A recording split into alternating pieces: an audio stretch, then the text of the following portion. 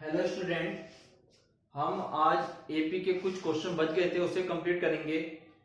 मैंने काफी question AP के करवा दिए जो पेपर में ज्यादातर आ जाते हैं। 3-4 क्वेश्चन और बचे हैं, उसे भी कंप्लीट करके अलग करते हैं। क्वेश्चन ये है, between 1 and 31 m number have been inserted in such a resulting sequence in AP. The ratio 7 और m-1 term is 5:n. आपको गिवन है एक, जैसे m1 m2, जैसे मैं इस तरह से लिख देता हूं। पहले भी बताया था a1 a2 a3 m नंबरों की सीरीज है और आपको क्या रखा है, ratio of the 7 term a7 और am-1 का रेशियो 5/9 है और m की वैल्यू आपसे पूछी गई है। थोड़ा लंबा क्वेश्चन है लेकिन है मजेदार।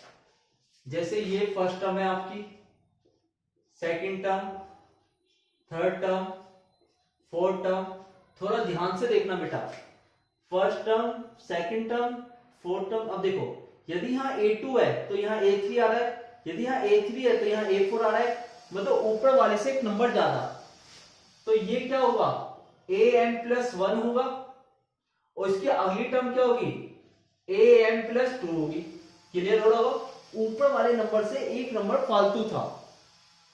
तो फर्स्ट टर्म तो आपकी पता है 1 है और लास्ट टर्म am+2 कितना है, 31। इसको सोल्व करोगे, m+2 माइनस का 1d, a की वैल्यू क्या 1, ये m+1 हो गया। तो 1 को उधर भेजो, 30 आ जाएगा। तो d की वैल्यू आ गई 30/m+1 आ गया आपका। और आपको a7 दे रखा है तो ये वही एक नंबर ज्यादा, a8 में am 5/9। इसका फॉर्मूला लगाओ, a+8-1d a+m-1d equal to 5/9। a की वैल्यू को 1 है, d की वैल्यू आपको पता है, ये 1 ये 7d 30 में m+1, 1 m-1 और 30 में m+1। तो आप एलसीएम ले लो इसका, ये उधर जाएगा m+1 210 बटे m+1, m+1 30 की इससे मल्टीप्लाई कर दो, 30m माइनस का 30 में m+1 इक्वल टू 5/9। कट गया, बचा क्या ऊपर m+211 और ये 31m-29। सोल्व करो इसे, 9m, ये 18, 5 से 15, 45, 4 5 दूनी 10 और 4 14, 145। तो 1899 प्लस 145 और 155 माइनस का 9m, 9 5 14, 14 20 और ये कितना है, 145। तो m की वैल्यू को इससे काटो तो इसका आंसर डायरेक्ट में लिख देता हूं, सॉरी 146। तो ये 14 पे जा रहा है। बस, बहुत आसान क्वेश्चन था, आसानी से हो भी जाता। 17 question, a man starting repaying a loan in first instalment 100, a increase instalment by rupee every 5 rupee every month, amount is the 30 instalment. देखो बेटा, एक क्वेश्चन ये है कि आपका बैंक में आपने कुछ पैसे जमा किए 100 रुपए और हर महीने 5 रुपए बढ़ते जा रहे हैं। मतलब आपने किसी से मान लो कोई इंस्टॉलमेंट लिया, आपने कितने पैसे उधार लिए पता नहीं, लेकिन इंस्टॉलमेंट के 100 रुपए आपने दिए और हर 5 रुपए आप हमेशा बढ़ाते जा रहे हैं। यदि मैं कहूं पहली इंस्टॉलमेंट मान लो 100 रुपए है, दूसरी 105 होगी, तीसरी 110 इंस्टॉलमेंट होगी। और आपसे पूछा है 30 इंस्टॉलमेंट की बात बताओ, 30 टर्म की। मतलब कहने का बैंक से कोई पैसा लिया, पहले 100 रुपए जमा किए, हर महीने 5 रुपए वो ज्यादा लेकर मांग रहा है आपसे। तो फर्स्ट टर्म आपकी 100 है, कॉमन डिफरेंस 5 हो गया, एंड 30 हो गया। तो A30 की वैल्यू आप निकाल सकते हो। 80 पे कह रहा है the difference between any two conjugative interior polygon is 5 degree, smallest angle 120 degree, और find the number of side the polygon. देखो बेटा, पॉलीगन का मतलब होता है, देखो ये एक ट्रायंगल है, कितनी साइड है? 3, तो ये पॉलीगन है, कितनी साइड है? 4, ये एक पॉलीगन है।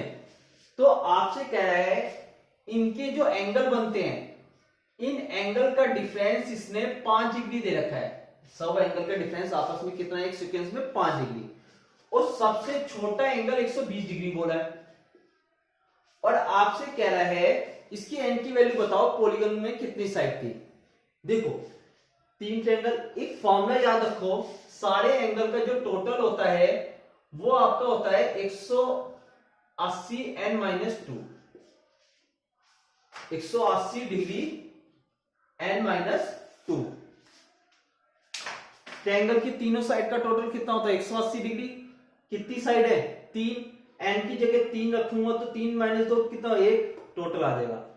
कितनी साइड है? 4, एन की जगह 4 रखूंगा तो कितना आ जाएगा? 360। इस तरह से है ये। इसका फॉर्मूला आपको पता ही है, 2a प्लस n-1d, तो 180 डिग्री n-2। तो आपको कुछ नहीं करना, अब इसे कैलकुलेट ही करना है। 2 को उधर भेज दिया, जैसे थोड़ा सा कर लेते हैं। 2an, पहले वैल्यू रख देता हूं। a की वैल्यू क्या है? 120। d की वैल्यू क्या है? 5।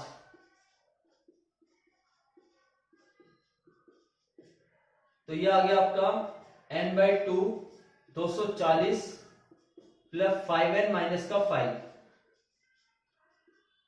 और ये 180n माइनस का 360 मल्टीप्लाई करके अंदर, इस 2 को उधर भेज दो। यहां आएगा 240n plus 5n square minus का 5n, 360n माइनस का 720। इस टर्म को इधर ले आओ। 240 में से 5 गए 235, और 235 माइनस 360 कितना बैठेगा बेटा? माइनस में आएगा, यह आएगा आपका 125, और ये प्लस का 720। 5 से डिवाइड कर दो, 5 एकम,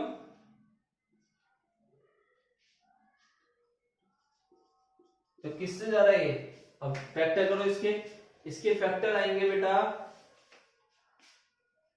16 निमे, n square minus 16n minus का 9n, 144। तो n कॉमन निकाला, n माइनस 16 माइनस का 9, n माइनस 16, तो फैक्टर आ गया n minus 16, n minus 9 equal to 0, n बराबर 16 और 9। तो n की वैल्यू 2 आ सकती है, लेकिन इसके अंदर n की वैल्यू हम बड़ी वाली कभी नहीं लेने, जो छोटी साइड है वो हमेशा लेनी है। ये आंसर आपका सही है। आज मैंने एपी के 18 क्वेश्चन करवाए। इस 18 क्वेश्चन को करने के बाद एपी का कहीं से भी बाहर से कोई क्वेश्चन नहीं बनता। आई होप आपको समझ आया होगा। Thank you.